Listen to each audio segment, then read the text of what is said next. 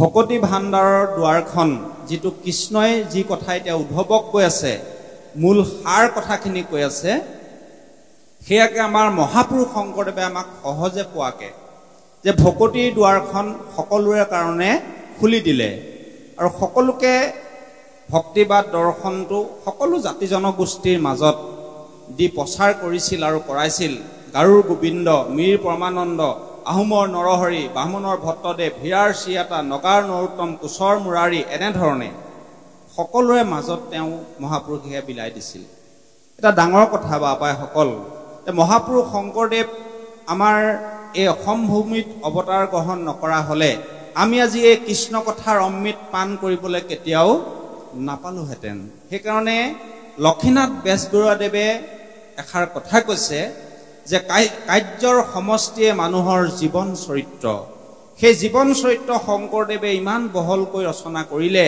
আমাৰ কাৰণে একো বাকি থৈ যোৱা নাই এতিয়া আমাক লাগে চকু আমি যাতে গুৰুজনাৰ দৰ্শন অধ্যয়ন কৰিব পাৰো আৰু লাগে মগজু যাৰ দ্বাৰা আমি মহাপুৰুষক উপলব্ধি যাতে কৰিব পাৰো সেইকাৰণে আমাৰ বেজবৰুৱাদেৱে লিখিছে প্ৰেম প্ৰেমে বুলি জগতে ঘূৰিলো ঘৰতে আছিলে প্ৰেম ধনে ধনে কৰি ঢাপলি মেলিলো হিয়াতে পৰম ধন হে গুৰু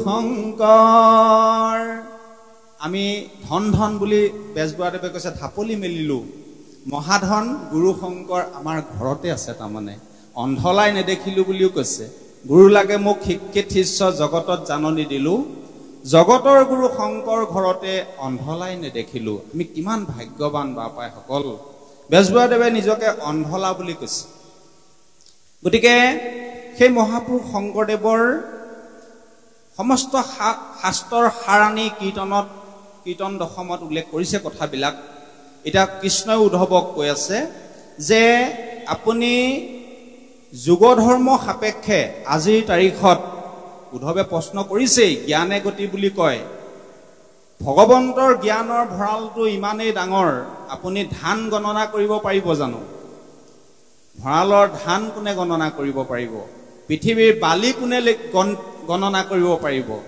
জ্ঞান ভাণ্ডাৰটো তেনেকুৱা গতিকে আপোনাৰ নালাগে ভক্তিত দেৱ দ্বিজ ঋষি হৈবে কীৰ্তনত আছে আপোনালোকে জানেই নালাগে সম্বিত শাস্ত্ৰ বিস্তৰ জানিবে তপজৱ দানৱত সবে বিৰম্বন কেৱল ভক্তিত তুষ্ট হন্ত নাৰায়ণ এতিয়া গুৰুত্ব দিব বাপাইসকল আমি যে কৰি আছো ভক্তি সেই ভক্তিয়ে পৰিপূৰ্ণতা লাভ কৰিছে নে নাই আমি ভক্তি কেনেকৈ কৰিব লাগিব মহাপুৰুষ মাধৱদেৱৰ নামঘোষালৈ যাব লাগিব ঠাউকতে পাবৰ কাৰণে আমি ঈশ্বৰৰ নাম কেনেকৈ ল'ব লাগিব মহাপুৰুষ মাধৱদেৱৰ নামঘোষালৈ যাব লাগিব নামঘোষাই এভাগ বৰ বেলেগ শাস্ত্ৰ বাপাইসকল আপুনি ঘপককৈ চাই বস্তুটো প্ৰশ্নৰ উত্তৰটো উলিয়াই ল'ব পাৰে সেৱা কেনেকৈ কৰিব লাগিব ভক্তি কেনেকৈ কৰিব লাগিব বা আমি কেনেকৈ কৰি আছো আমাৰ গণ্ডগোল হৈ আছে নি ভক্তিত এইটো বৰ ডাঙৰ কথা ভক্তিয়ে গতি বুলি কৈছে কিন্তু আমি ভাবিব লাগিব আমাৰ ভক্তিটো সকামী হৈ আছে নেকি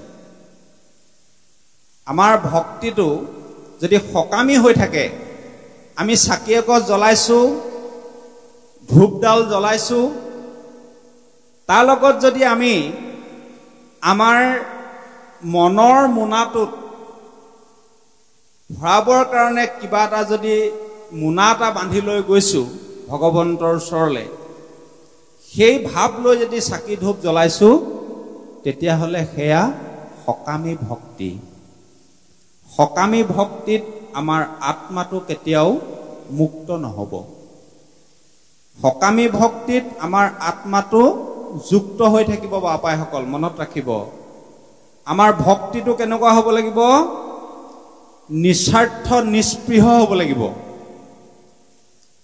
ভক্তিৰ লক্ষণবিলাক শাস্ত্ৰই কৈছে এই কথাটো খুব গুৰুত্ব দি শুনিব যে আমি যি ভক্তি কৰিছো মূল ভক্তি এবিধ বুলি কৈছে তৃতীয় স্কন্ধ ভাগৱতত। ভকতি বহু প্ৰকাৰ আছে। কোনটো ভক্তি কৰিব লাগিব? নিৰ্গুণ ভক্তি। আশা কৰি যদি আমি ঈশ্বৰক সেৱা পূজা কৰিছোঁ, সেইটো সকামী। মহাপুৰুষ মাধৱদেৱে নামঘোষাৰ প্ৰথমে উল্লেখ কৰিছে যে মুক্তিটো নিস্পৃহ যিটো, সেহি ভকতক নমো। মই সেইজন ভকতক নমস্কাৰ কৰোঁ যিজন ভক্ত মুক্তিটো নিস্পৃহ, পঞ্চপ্ৰকাৰৰ মহামুক্তিও যি কামনা নকৰে। গতিকে আমাৰ ভক্তিটো কি হ'ব লাগিব? মূৰ গুণ গণক শ্ৰৱণে তেতিক্ষণ, নিষ্কামে মুহূৰ্ত যায় নিমজয় মন। নিৰ্গুণ ভকতিয়েহি কহিলো বুজাই, ইটো ভক্তি সমে মূৰ এৰা এৰি নাই। ভগৱানে কৈছে সেই ভক্তি কৰা আইগৰাকী বা বাপজনৰ লগত মোৰ কেতিয়াও এৰা এৰি নাই। কাৰ লগত? যি নিষ্কামভাৱে ভজনা কৰে। মূৰ গুণ গণক শ্ৰৱণে তেতিক্ষণ, নিষ্কামভাৱেৰে মোক যি সেৱা ভজনা কৰে, একো পোৱাৰ আশা নকৰি, সেইটোৱে হৈছে নিৰ্গুণ ভকতি। সেই নিৰ্গুণ ভকতি কৰা ভকতজনে হওক বা আইগৰাকীয়ে হওক, শাস্ত্ৰই কৈছে তেনে ভক্তে যত দূৰ কৰে দৰ্শন, বিষ্ণু চক্ৰ তাৰ পাছে ফুৰে সৰ্বক্ষণ। সেই ভকতজনে দুই চকুৰে যিমান দূৰলৈকে দেখা পাব, বিষ্ণু চক্ৰই সেইজনক ৰক্ষণাবেক্ষণ দি থাকিব। গতিকে এতিয়া কৃষ্ণই উদ্ধৱক কৈছে যে জ্ঞানে গতি কহয় বেদ। জ্ঞানে গতি বুলি বেদে কৈছে, হয় তুমি প্ৰমাণ কৰি চাবা। হেৰা উদ্ধৱ, প্ৰকৃত জ্ঞান আপোনাৰ তেতিয়া উদয় হ'ব, আছে জ্ঞান ভকতিৰ মাজে। একান্তভাৱে যেতিয়া ভগৱন্তক আপুনি নিৰ্গুণ ভকতি কৰিব, তেতিয়া আপোনাৰ মনলৈ যি জ্ঞান আহিব, জানিব সেই জ্ঞানেহে আপোনাক ঈশ্বৰ উপলব্ধি কৰাব। গতিকে ভকতিবিহীন জ্ঞান, কোনোবাই ধৰি লওক পঢ়া শুনাৰ ক্ষেত্ৰত বহু দূৰ দূৰণিত পঢ়ি আহিব পাৰে, কিন্তু নীতি শিক্ষাটো নাথাকিবও পাৰে। কথাটো গম পাইছেনে? ভক্তিটো যদি নাথাকে, গতিকে জ্ঞানে কেতিয়াও তাৰমানে উচ্চ শিখৰলৈ নিয়াব নোৱাৰিব। সেইকাৰণে বাপাইসকল, আছে জ্ঞান ভকতিৰ মাজে, আৰু ভকতিহীন জ্ঞান জড় বুলি কৈছে। ভকতি নকৰাকে যি জ্ঞান হ'ব সেয়া জড়, মানে মৃত পায়। কৃষ্ণই অৰ্জুনক কৈছে যে মোৰ কথাবিলাক পৃথিৱীৰ বলুকা নক্ষত্ৰ আকাশৰ দৈব্য কৃপা বসে যদি লেখে নিৰন্তৰ। কোনোবাই দেৱতাৰ আশীৰ্বাদ পালেও পৃথিৱীৰ বলুকা, মানে পৃথিৱীৰ বালি যেনেকৈ গণনা কৰা কথাটো ভাবিব নোৱাৰে। অনন্ত সহস্ৰ ফনা মুখে অপৰ্যন্ত, মূৰ জন্ম কৰ্ম গুণ সদায়ে অহন্ত। অনন্তই বোলে হাজাৰ মুখেৰে মোৰ কথা কৈও শেষ কৰিব নোৱাৰে। তেনে ক্ষেত্ৰত মানে আমি নাথ বাপে কৈ কেনেকৈ শেষ কৰিম? মাত্ৰ দুই এটা কথা আপোনালোকে জনা কথাই কৈ আছো বাপাইসকল। এতিয়া কৃষ্ণই উদ্ধৱক ভক্তিত গুৰুত্ব বেছিকৈ দিবলৈ ক'লে, আৰু এতিয়া উপদেশে ঈশ্বৰৰ নামৰ কথা কৈছে। বাপাইসকল, কলি যুগৰ যুগ ধৰ্ম আপোনালোকে জানেই, নাম। এই নাম আপুনি শ্ৰদ্ধাই লওক বা হেলাই লওক, নামে কিন্তু কাম কৰিবই। অজ্ঞান বালকে যেন অগ্নি লগাৱে, সেহি অগ্নি দহে কাষ্ঠ তিন্ন যত পাৱে।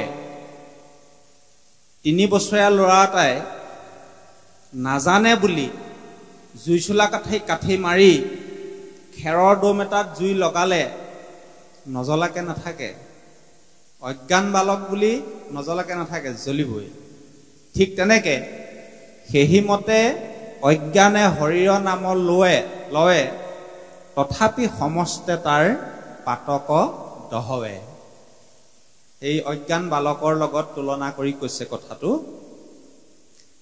সেইকাৰণে বাপাইসকল আপুনি ঈশ্বৰৰ নাম উঠোতে বহোতে খাওঁতে শুওঁতে শয়নে সপোনে যদি লৈ আছে বা আপোনাৰ নাম আহি আছে এইটো আহিছে নে নাই আপুনি নিজক সুধিব লাগিব আকৌ দেই যে আপোনাৰ উঠোতে বহোতে খাওঁতে শুওঁতে শয়নে সপোনে ঈশ্বৰৰ নাম যদি আহি আছে তেতিয়া জানিব যে ভগৱন্তৰ কৃপা এটা আপোনাৰ প্ৰতি হৈ গ'ল তাৰমানে ভগৱন্তৰ কৃপা যদি নহয় যেতিয়ালৈকে নহ'ব তাৰমানে অধৰুৱা হৈ থাকিব নাম আপোনাৰ আহিব কিন্তু সকলো সময়ত নাহে সেইকাৰণে বাপাইসকল আপুনি ঈশ্বৰৰ নাম লোৱাটো যদি অভ্যাস নকৰে আপোনালোকৰ এই নামঘৰত মই আগতে এই কথাটো কৈছিলোঁ মোৰ মনত আছে যে ঈশ্বৰৰ নাম যদি আপুনি লোৱাটো অভ্যাস নকৰে আপোনাৰ ঈশ্বৰৰ নাম নাহিব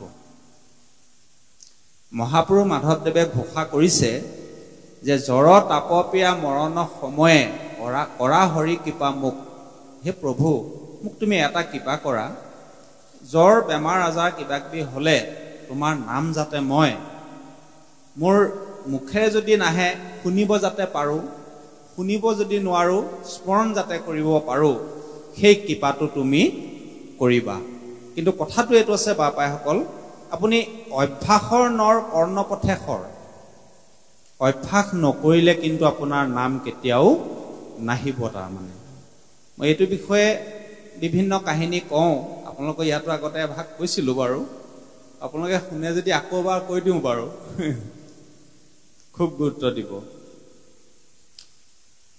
সৰুকণ দাইটি বুলি এজন 65 বছৰীয়া ব্যক্তি আছিলে এতিয়া দাইটি ভাগৰ এখন গেলামালৰ দোকান দাইটিয়ে কোনোদিন মানে নামঘৰলৈ নাযায় সেইফালে দিয়ে গাঁৱৰ মানুহ নামঘৰলৈ যায় বিহুৱে সংক্ৰান্তিয়ে দাইটি কিন্তু কোনোদিন নামঘৰলৈ নাযায় গাঁৱৰ মানুহে কয় বোলে দাইটি আহক আজি নামঘৰত বিহু নাম আছে আজি ভাগৱত আছে দাইটিয়ে গেলামাল দোকানখনৰ পৰা কোনোদিন মানে নাযায় এনেকুৱা কাহিনী ভাগৱতত বহুত আছে আপোনাৰ জ্বৰ ভৰতৰ তেনেকুৱা কাহিনী আছে নাম অভ্যাস নকৰিলে কেতিয়াও নাহে তাৰমানে দাইটি কি হ'ল সৰুকণ দাইটি 70 বছৰমান বয়স পাইছেগে ভিতৰত মানে হুলস্থুল লাগি গ'ল দাইটি ঢুকালে বুলি চোতাললৈ উলিয়াই দিলে গাঁৱৰে আকৌ বয়োজ্যেষ্ঠ এজনে এই বুকুতে এনেকে কাণখন দি পেলাই শুনিছে বোলে তহঁতি বাহিৰলৈ কেলে উলিয়ালি নাই যোৱা নহয় বস্তুটো আছে নহয় বোলে তহঁতি বুঢ়াৰ কথা নুশুন ডেকা যে সুধিব লাগে কমচে কম কি হৈছে কি নাই দাইটি দেখোন নাই যোৱা মানে ধিপ ধাপ কৰি আছে সেই সময়তে আকৌ গাখীৰ অকমান সেই সময়তহে দিয়েহি পানী অকমান অন্য সময়ত নিদিয়ে আমাৰ সমাজত এনেকুৱাও হয় বাপাইসকল মৃত্যুৰ পাছত কয় মই 40 মোন গাখীৰেৰে দেউতাৰ সকাম পাতিলোঁ গম পাইছেনে কেতিয়া কৰিব লাগে তেতিয়া নকৰে দাইটিৰ মুখত গাখীৰ দুটোপালমান দুচামুচমান দি দিলে নহয় বস্তুটো আছে বুলি কওঁতে লগে লগে দাইটিৰ মাত ওলাই গ'ল মানে ঘেহাই ঘেহাই মাত ওলাইছে আৰু খুব গুৰুত্ব দিব বাপাইসকল দাইটিয়ে একদম গোটেই গাঁৱৰ মানুহ চাপি আহিলে এই ল'ৰাকেইটা আকৌ ভাল ল'ৰা 3টা ছোৱালী এজনী বিয়া দিলে দোকানত চেলমেন এটা আছে তাৰ নাম মোহন গোটেই গাঁৱৰ মানুহ চাপি আহিলে আহি পেলাই দাইটি তেনেকুৱা যাওঁ ঠাওঁ অৱস্থা দেখি সকলোৱে কৈছে বোলে দাইটি অচ্যুত কেশৱ হৰি বিষ্ণু সত্য জনাৰ্দন হংস নাৰায়ণ কিবা নাম লওক ৰাম কৃষ্ণ নাম লওক দাইটিয়ে কোনোদিন নামঘৰলৈ নাযায় দাইটিৰ মুখত ঈশ্বৰৰ নাম নাই নোলায় দাইটিয়ে ঘেহাই ঘেহাই ডাঙৰটো লগ মাতিছে সকলোৱে কৈছে দাইটি ৰাম কওক কৃষ্ণ কওক দাইটিয়ে ঘেহাই ঘেহাই কৈছে অ মদন কলৈ গলি মানে ঘেহাই ঘেহাই মাতটো ওলাইছে বাপাসকলে আমি অকণ উলিয়াবলৈ চেষ্টা কৰিছো আৰু মাতটো তে মদনে কৈছে দেউতা মই দেখোন আপোনাৰ মূৰৰ ওচৰতে বহি আছো আপোনাৰ চুলিখিনি মোহাই আছো ইফালে পৰা কৈ আছে ৰাইজে ৰাম কওক কৃষ্ণ কওক ৰাম কৃষ্ণ এইবাৰ মাজুটোক মাতিছে অ যতীন তই কলৈ গলি তে যতীন বোলাটোৱে কৈছে দেউতা মই দেখোন আপোনাৰ ভৰি পুটানতে বহি আছো এইবাৰ সৰুটোক মাতিছে বাপাসকল চাব দেই বাহিৰলৈ উলিয়ালে কিন্তু গ'ল বুলি বাহিৰলৈ উলিয়ালে তেতিয়াও সেই সময়তো ৰাইজে কৈ আছে দাইটি ৰাম কওক কৃষ্ণ কওক ৰাম কওক কৃষ্ণ কওক অচ্যুত কেশৱ কিবা নাম লওক আপুনি জনাৰ্দন হৰি ৰমেন কলৈ গলি এইটো সৰুটো লোৱা তাৰমানে ডাঙৰতে কৈছে দেউতা ৰমেনে বোলে বাঁহ কেইটামান কাটিবলৈ গৈছে হেঁতৰ ফালে হাউলি থকা কেইটাহে কাটিবলৈ কবি মানে বাহিৰলৈ দাইটিক উলিয়ালেই চোতাললৈ উলিয়াই দিলে কিন্তু হেঁতৰ ঘৰ ফালে হাউলি থকা কেইটাহে কাটিবলৈ কৈছে কিজনী হেঁতি কাটি লৈ যায় খুব গুৰুত্ব দিব বাপাসকল দেই মনটো ইফালে সিফালে নিনিব কিন্তু তাৰপাছত দাইটিক কৈছে বোলে দাইটি কৃষ্ণ কওক কৃষ্ণ ৰাম ৰাম দাইটি আকৌ গেলামাল দোকানৰ এজন চাকৰিয়ালে গেলামালৰ মানে বস্তু খায় দাইটি দোকানত মাজে মাজে দাইটিক আকৌ ইবিধৰ অকণমান আনি পেলাই খাবলৈ দিয়ে ধৰিব পাইছে নহয় ইবিধৰ মানে ঢেলেং পেলেং কৰা দাইটিক এতিয়া সকলোৱে কৈছে দাইটি ৰাম কওকচোন কৃষ্ণ ৰাম লগে লগে আকৌ সেই চাকৰিয়ালজনো সেই সময়ত মানে ঘৰলৈ আহিছিলে দাইটি কথাটো গম পাই দাইটি ওচৰলৈ আহিলে বোলে দাইটি এই পুনেশ্বৰ ককাইদেউ আহিছে দাইটি মনত পৰি গ'ল মাজে মাজে দাইটিক অকণমান দিয়ে আজিকালি তাতো ৰাম লিখি দিলে নহয় আকৌ দাইটিক কৈছে বোলে দাইটি কৃষ্ণ কওক কৃষ্ণ ৰাম ৰাম দাইটিয়ে ভাবিছে মনে মনে ভাবিছে পুনেশ্বৰ ককাইদেউ আহি গ'ল নিশ্চয় অকণমান আনিছে বোলে দাইটি ৰাম দিলে অকণমান খাম দাইটিয়ে কিন্তু ৰাম বুলি ক'ব পৰা নাই বাপাসকল গাঁৱৰ মানুহখিনিয়ে কৈছে দাইটি আপুনি ঈশ্বৰৰ নাম লওকচোন ঈশ্বৰৰ নাম লওক দাইটিয়ে ঈশ্বৰৰ নাম লোৱা অভ্যাস নাই গীতাত কৃষ্ণই স্পষ্ট কৰিছে পানপয়া নত যিটো মূৰ নাম স্মৰে মূৰ স্বৰূপক পায়া চতুৰ্ভুজৰ ৰূপ ধৰে বাপাসকল মনত ৰাখিব পাণ মানে কায়িক দেহা ত্যাগ কৰাৰ সময়ত ভগৱান কৃষ্ণই অৰ্জুনক কৈছে মোৰ যি মৃত্যুৰ সময়ত নাম ল'ব মোৰ মানে মূৰ স্বৰূপ পকপায়া চতুৰ্ভুজৰ ৰূপ ধৰে মোৰ স্বৰূপটো পাই যাব কিন্তু তাৰ পিছৰ দুখাৰী বাক্যত কৈছে মূৰ নাম স্মৰণত অভ্যাস নাই যাৰ লোকে কহিলেও মুখে নাহে তাৰ আনে হাজাৰবাৰ নাম ল'বলৈ ক'লেও অভ্যাস যদি নাথাকে কেতিয়াও বাপাইসকল আপোনালোকে নাম আনিব নোৱাৰিব দাইটিক ৰাম ক'বলৈ কৈছে দাইটিয়ে কৈছে যে দিলে অকণমান খাম তথাপিও কিন্তু ৰাম বুলি কোৱা নাই এইবাৰ দাইটিয়ে মানে মোহন কলৈ গলি এইটো দোকানৰ চেলমেন তাৰমানে দাইটিক চোতাললৈ উলিয়াই দিলে দাইটিয়ে মানে আবুল তাবুল কথাবিলাক কৈ আছে মোহন মানে চেলমেন বোলে মোহনে কৈছে দেউতা মই দেখোন আপোনাৰ পিছফালে থিয় হৈ আছো মোহন তহু যদি ইয়াত আছ দোকানত কোন আছে তাৰমানে কাষ্টমাৰ আহিলে ঘূৰি যাব মূৰ যিটো ভক্ত নোহে ভিন্ন তাৰ বুল মৰিবাৰ বেলা কৰে ইয়াকুল ব্যাকুল লোকে সুমৰাই তাক বোলা ৰাম হৰি তাক নুবুলিয়া মৰে আয়ো বাপ বুলি বাপাইসকল যে অভ্যাস যদি আপুনি নকৰে আমি যদি নকৰোঁ তেতিয়াহ'লে আমাৰ ঈশ্বৰৰ নাম তাৰমানে কেতিয়াও নাহিব আমি নাম যদি নলওঁ বাপাইসকল বাহিৰে ভিতৰে আমাৰ শুদ্ধ কেতিয়াও নহয় ভিতৰে আত্মা শুদ্ধ নহ'ব বাহিৰে কায়িক দেহাও শুদ্ধ নহ'ব বাহিৰে ভিতৰে এতিয়া ভাগৱতে কৈছে যে কলিযুগত নাম লৈ তুমি তৰি যোৱা সেই নাম যদি আপুনি নলয় বাহিৰে ভিতৰে আপুনি শুদ্ধ হ'ব নোৱাৰিব শুদ্ধ যদি নহয় আত্মাই কেতিয়াও গতি লাভ নকৰিব তাৰমানে যিটো কৰ্মবন্ধ বুলি কৈছে শুদ্ধ মানে কি অশুদ্ধ মানে কি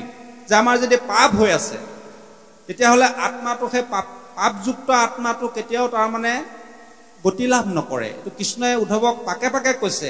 এয়া এতিয়া একাদশ স্কন্ধ চলি আছে। উদ্ধৱক সমুদি কহন্ত কৃষ্ণ পাছে, কৰ্মবন্ধ এৰাইতে প্ৰবন্ধ যাৰ আছে। কৰ্মবন্ধ মানে পাপ। আমাৰ যদি ইহকাল আগৰ জন্ম এই জন্মত পাপ যদি আছে, তেতিয়াহ'লে আমাৰ আত্মাই কেতিয়াও গতি লাভ নকৰে। সেইকাৰণে অপবিত্ৰ যিটো আতি পবিত্ৰ হোৱে বা যদি আমাৰ নামঘোষাত মাধৱদেৱে উল্লেখ কৰিছে, সমস্ত অৱস্থা আছে পায়া, কমল লোচন যিটো সুমৰে তাৰেহে শুদ্ধ, বাহিৰে ভিতৰে হুৱে কায়া। বাহিৰে ভিতৰে আমাৰ শুদ্ধ হ'বৰ কাৰণে আমি ভগৱন্তৰ নাম ল'ব লাগিব। এতিয়া যি পাঠে যি কৈছে, কালে ধৰি লেক পৰা মিছাতে বিলম্ব কৰা, চিন্তা হৰি ভকতিৰ কাম, আয়ু যায় ক্ষণে ক্ষণে কৃষ্ণৰ কিংকৰ ভনে, নিৰন্তৰে বোলা ৰামৰ ৰাম। মই প্ৰথমে যে আপোনালোকক কৃষ্ণ কৃষ্ণ কোৱাইছিলো, কথাটো ধৰিব পাৰিছে এতিয়া। গতিকে বাবাইসকল, আপুনি তিনিদিনীয়া ভাগৱত পাঠ ব্যাখ্যাৰ পৰা বহুত কিবা কিবি নিব নোৱাৰে, কিন্তু তাৰ পৰা এটা মহাবস্তু আপুনি নিয়ক, ঈশ্বৰৰ নাম যাতে আহি থাকে। ঈশ্বৰৰ নাম লৈ মৃত্যুৰ আগমুহূৰ্তত মোৰ সন্মুখত প্ৰভু আপুনি থিয় হৈ থাকিব লাগিব বুলি থিয় কৰাই ৰখাই থোৱা বৈষ্ণৱো আছে। ধেমালি কথা নহয়। কোনোবাই ভগৱন্তক দূত হিচাপে ৰাখিছে, কোনোবাই ভগৱন্তক সাৰথি হিচাপে পাইছে, কোনোবাই ভগৱন্তক উৰলত বান্ধি থৈছে, উৰুখলে জাক বান্ধি থোৱা আছে টানি, সেহে বেদ শিৰোৰত্ন অৰ্থ ভজা জানি। কোনোবাই ভগৱন্তক মৃত্যুৰ আগমুহূৰ্তত প্ৰভু আপুনি মোৰ সন্মুখত থিয় হৈ থাকিব লাগিব। ঈশ্বৰক কোনোবাই ৰখাই থব পাৰে নেকি ভাবকচোন? ঈশ্বৰক কোনোবাই বান্ধিব পাৰে নেকি? কিন্তু ঈশ্বৰৰ নাম আৰু ঈশ্বৰৰ ভক্তিৰ দ্বাৰা ঈশ্বৰক আপুনি বোলে বান্ধি থবও পাৰে। ঈশ্বৰক মৃত্যুৰ আগমুহূৰ্তত থিয় কৰাই থৈছে কোনে? পিতামহ ভীষ্ম। আপোনাৰ ভাগৱতৰ প্ৰথমতে আছে ভীষ্ম মুখ্য উৎসৱ বুলি। ভীষ্মই ভগৱান কৃষ্ণক কৈছে, প্ৰভু আপুনি মোৰ সন্মুখত থিয় হৈ থাকিব লাগিব। এতিয়া ভগৱান কৃষ্ণই প্ৰশ্ন কৰিছে, মই কিমান সময় থিয় হৈ থাকিব লাগিব ভীষ্ম? এইটো কিমান ডাঙৰ কথা ভাবক। অনন্ত কোটি ব্ৰহ্মাণ্ডৰ অধিকাৰী ভগৱান কৃষ্ণক কৈছে, প্ৰভু আপুনি মোৰ ওচৰত থিয় হৈ থাকিব। কিমান সময়? যাব দেখে মই ঐত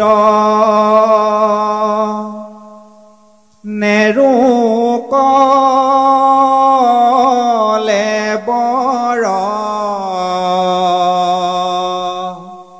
তাব দেখে তুমিও ৰহিও গদাধৰ।